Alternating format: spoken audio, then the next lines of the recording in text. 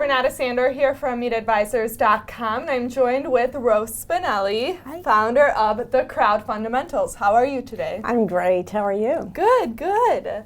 So I want to start off with asking you, who are you, and then what is The CrowdFundamentals? So I describe myself more and more as a mentor and a trainer of crowdfunding. Education is really important in crowdfunding. So crowdfunding basically has been around for, 7, 8 years, but we can actually say that the first crowdfunder was Pulitzer, who crowdfunded this is serious, he crowdfunded the pedestal to the Statue of Liberty. So it's been around for a long time. But the way we use it as an online tool is that it's a way of raising small amounts of capital to a lot of people using this really amazing online tool. All right. So what is crowdfunding itself? Raising capital among friends, family, and then they use their influence to tell their friends about it, and the circle widens, and you raise money if people like your idea and trust you and believe in what you're doing and want to be a part.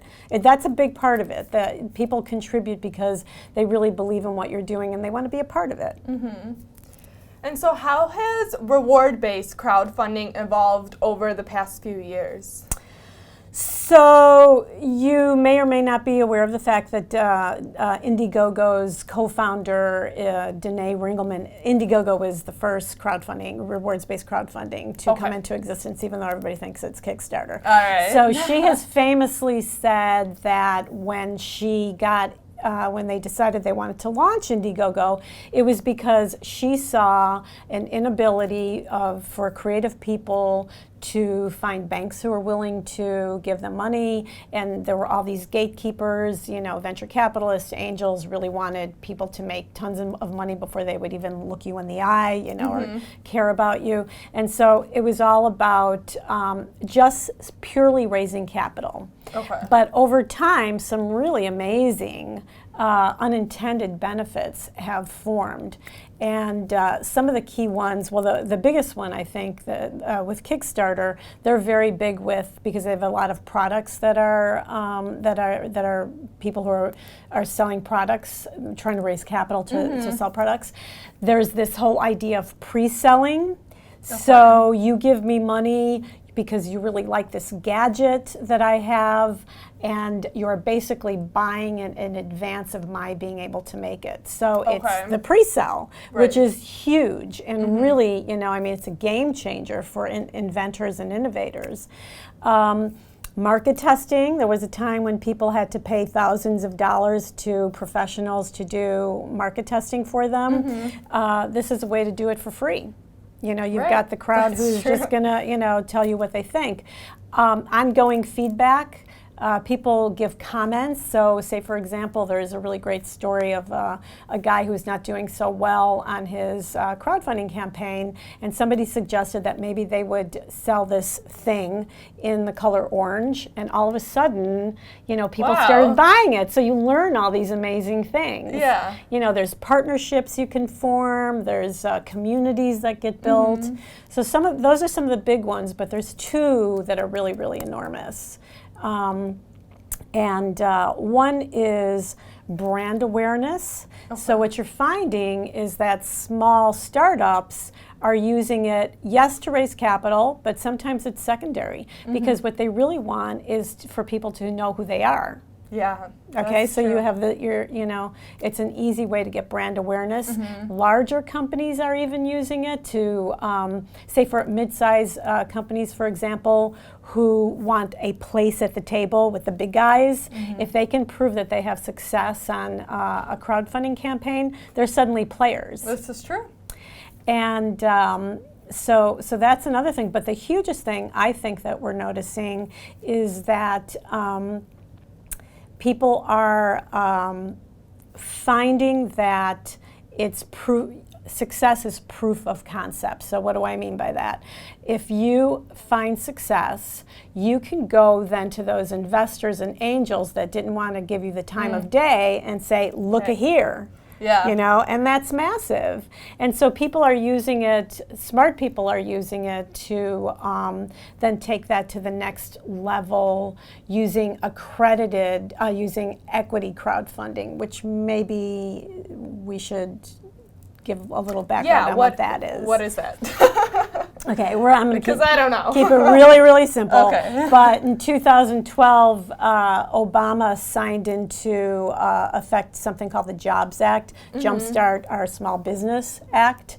And what it proposes to do is change SEC laws that go all the way back, if you can believe it, to the 1930s after the crash, after the Depression. Yeah. And these old rules have not been updated. So what is a lot of great people in crowdfunding are trying to do right now is they're trying to just prove to the SEC, because the SEC, of course, is always trying to take care of the little guy. They want to make sure that, as happened last time in the 30s or in 1928, doesn't happen again. So they're wrangling back and forth. It's not legal yet. How it is legal, however, is that if you are an accredited investor, which basically means you're a millionaire, Okay. you can invest, okay? And this is not leveling the playing field. So there's work being done to try and change that so that people like you and me, if we see something really great, like maybe we can identify the next Facebook, right? Right. Maybe grandma knows what's going on. So we can only hope, and I think it will happen probably after Obama leaves office, because I don't think changes are going to be made before that. But anyway, that was meant to be the short answer. Okay. So can you give me an example of a reward-based crowdfunding effort? That's use the proof of concept thing Correct. that I was talking about? Okay. So I'm going to give you a famous example, and people might say, yeah, well, I'm not Neil Young. But Neil Young recently ran a crowdfunding campaign for something called Pono Music, sort of like an iPod, but for master level music rather than the deteriorated MP3s or CDs. Okay. And so he raised over $6 million. Wow. And of course, he had Bruce Springsteen and Mick Jagger saying, yeah, guys, this is really cool on his video. But the smart thing that he did, and he set a precedent for people, is that he immediately launched an equity-based crowdfunding campaign. Okay, so so he gave those people who said, I want to support this, an opportunity to become investors, to change from consumer to becoming an investor.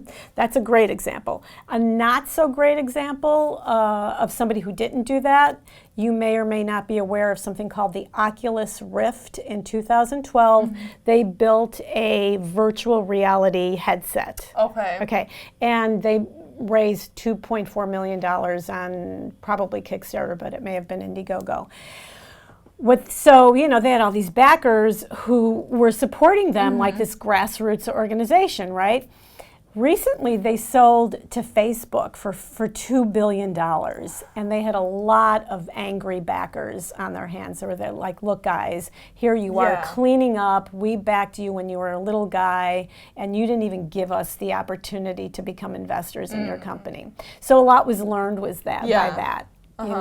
So that, I think, is the future going forward. Okay. Yeah, that was kind of my question. My last final question is, what is the future of crowdfunding? Or what do you see the future of crowdfunding being?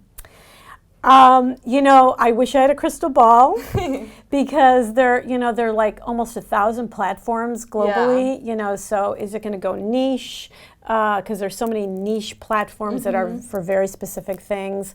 Is our Kickstarter and Indiegogo sort of going to go by the wayside, and Rocket Hub and all those other big guys?